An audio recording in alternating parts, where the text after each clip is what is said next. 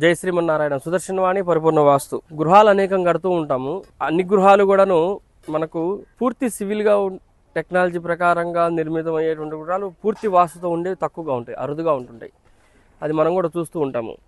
వాస్తు ప్రకారం కట్టారంటారు, మళ్ళీ తర్వాత బ్రేక్ అవుతుంటుంది. మళ్ళీ అట్లా ఇంజనీర్ ప్రకారం కట్టారంటారు, మళ్ళీ తర్వాత ఇంకోటి చేస్తుంటారు, క్రాక్స్ వచ్చినట్టారు. అట్లా కాకుండా మన సుదర్శనవాణి దగ్గర ఆల్రెడీ ఇంతకుముందు చెప్పినాము, ఏసీఎస్ ఇంజనీర్స్ వాళ్ళు మన ప్రాజెక్ట్స్ టేకప్ చేస్తుంటారు. అది కూడాను యజమాని అభ్యంతరం లేకపోతే తీసుకోండి. ప్రతి ప్రాజెక్టు చేయము అది కూడాను. ఎందుకంటే కొన్ని ప్రాజెక్ట్స్ నేను మన ఇంజనీర్తోనే చేస్తారు వాళ్ళు, అంటే యజమానులు ఒప్పుకుంటారు. కొంతమంది మా ఇంజనీర్ ఉన్నారంటారు.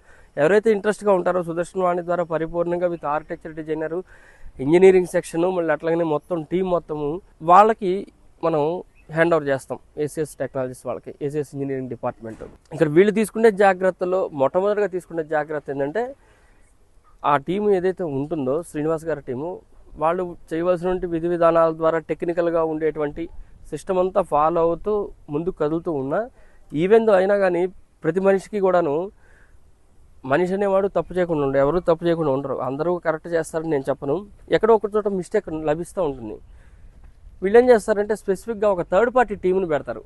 అయితే ఆ థర్డ్ పార్టీ టీం కూడా ఒకళ్ళనే పెట్టరు, బిల్డింగ్కి వేరియేషన్ ఉంటూ ఉంటుంది. ఒకసారి ఒక చోట పెట్టిన టీంని తీసుకెళ్ళి ఇంకో చోట, అంటే థర్డ్ పార్టీ అంటే ఒక విధంగా చెప్పాలంటే మనందరికీ అర్థమయ్యే భాషలో మనం ఏదైనా లోన్ అప్పచెప్పాం అనుకోండి, ఎవరికైతే లోను మనం తీసుకున్నామో వాళ్ళు థర్డ్ పార్టీ ఒక టీంకి అప్పచెప్పేసి బ్యాంకు వెరిఫికేషన్కి వస్తారు. అట్లా 2-3 వచ్చి వెళ్తుంటారు, గమనించారు లేదో. That is called third party team. అట్లాగనే ఈ బిల్డింగ్ కట్టేటప్పుడు పుట్టింగ్ దగ్గర కానీ మనకు అట్లాగనే స్లాబ్ లెవెల్లో కానీ థర్డ్ పార్టీ టీం వచ్చేసి వెరిఫై చేస్తుంది. టెక్నికల్గా ఎక్కడైనా వీక్ పాయింట్స్ ఉన్నాయి చేసి దాన్ని మళ్ళీ రెక్టిఫికేషన్ చేసి అప్పుడు స్లాబ్కి వెళ్తారు. అట్లాంటి టీము మన ఏసీఎస్ ఇంజనీరింగ్ సెక్షన్ వాళ్ళ దగ్గర, మన సుదర్శనవాణి దగ్గర లభిస్తుంది అనుకోకుండా. దానికి నేను గర్విస్తున్నాను. కాబట్టి ఇట్లాంటి టీం మాకు దొరకటం చాలా మంచిది.